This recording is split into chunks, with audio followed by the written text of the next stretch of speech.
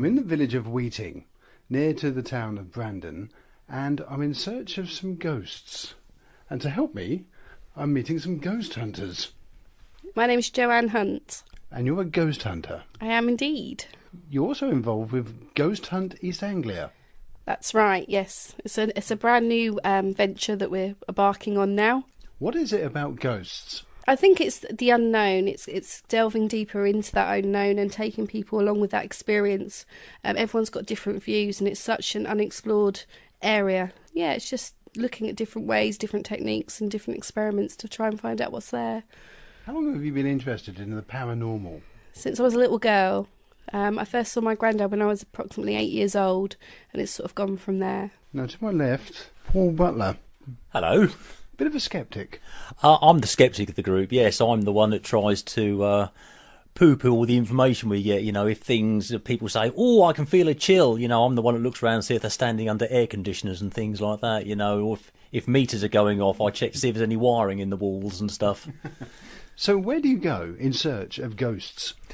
We've been all over Great Britain at the moment. We've been as far up as the Midlands. You know, we've done Dudley Castle, the Station Hotel in Dudge, sort of Bristol way.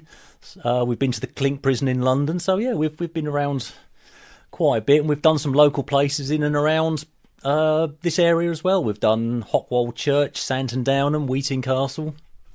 Now, talking of Wheating Castle, just up the road, can you tell me a bit about Wheating Castle and what goes on there? The ice house there tends to be very active. There's a little boy, I believe, called Robert. I've actually got him on a voice recorder. I asked his name. He replied with Robert. I asked him to whistle and he whistled back. There's also, if you take your camera up there, you'll get lots of pictures of different apparitions, if you'd like to call them that. As I say, everyone's got their own opinions on things. But just take your camera up there on an evening and you'll be surprised at what you get there. So explain an evening to me. If you've never been ghost hunting before and I think, oh yes, I might go and see some ghosts, what would I do? The first thing that you would do is just take your camera. You get your camera out, you take lots of pictures with your flash on and view them, look back at them. You'll be surprised, especially don't get rid of any till you get home, view them properly. You would then, we tend to get a little device out called electronic magnetic field, little K2 meter. It picks up what it's meant to pick up if any spirits are nearby. You also just get a feel for the place, ask out questions, put your recorders down, and then you listen to your recorders back when you get home. And again, you'll be surprised at what you actually get through. And I also understand that you actually meet mediums. I do. I've got quite a few that I'm in contact with, and surprising what you actually get from them, which you wouldn't normally, certain things they wouldn't know. That's what I like to get. Something absolutely that you, not just your car breaking down or something along them lines, a name, something that an object that only this person can describe in great detail. Paul, what is the most unusual thing that you have seen doing all this? I can't really say I've seen anything, although I have heard one or two strange things. The Clink Prison in London being a great example. A group of us, there was 4 of us, 3 of our group and a medium were in a little room, which was sort of like a little ante-room off the main part of the prison. And we all heard what can only be described as monks chanting. Now, we've been through the entire prison museum there. We asked the curators if there was music playing. Even some of us went outside to see if any self-respecting Londoner with a ghetto blaster outside playing monks music. And we just don't know what that was that night. Whether it was paranormal or not, I can't say. But it was one of the weirdest things. And it was just, unfortunately, one of those strange things when you put the recorders down, you put the camera down, and you're just moving into another room when it happens. So, although I swear to God it happened, we've got no proof of it, unfortunately. But it was a weird sensation. And even at Wheating Castle, I've heard a girl giggle up there very, very clearly. In fact, me and another guy heard it quite clearly. And again, I don't think it was noise carried over from the village. So again, I've got to put it down to as I don't know. So does it scare you?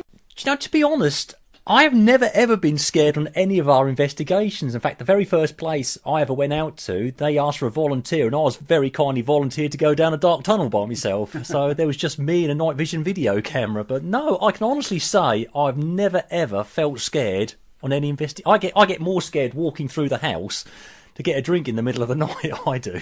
Now, Joe, Swaffham, King's Head, I understand you've got a meeting there in the not-too-distant future. We have. I'm really excited about this venue. There's been lots of different reports from different paranormal groups that have investigated there. Myself, I've actually been there. We've got a lot of EMF activity, a lot of pictures, a lot of shadows seen. You hear footsteps. Something that you can't explain. No one was moving around up there. We've had mediums pick up different stories to what they believe is right there. So it should be in for a really, really good night. Now, if people want to go, is there a way they can contact you? Yeah, there certainly is. They can go onto our website, which is www.ghosthunteastanglia.co.uk, or they can give me a call. It's 01842 819 572. Any advice to anybody that wants to come along, Paul? Basically, if people are coming along and we know the first night is certainly sold out, the most important thing is bring a torch because it's dark. And also bring a digital camera. Well, most cameras are digital now, but as Joe said earlier, it'll be surprising what you can find if you take two photographs next to each other of the same thing. Sometimes there are subtle differences in the photographs. Now, again, whether it's dust or bugs, I don't want to say, but, it's sometimes interesting. We've seen some weird photographs in the past of sort of like flashes of light from other people's cameras. So, yeah, just bring a camera, a torch, and plenty of enthusiasm. And that's the King's Head in Swaffham. And when is that again? That will be on the 17th of May. Until then.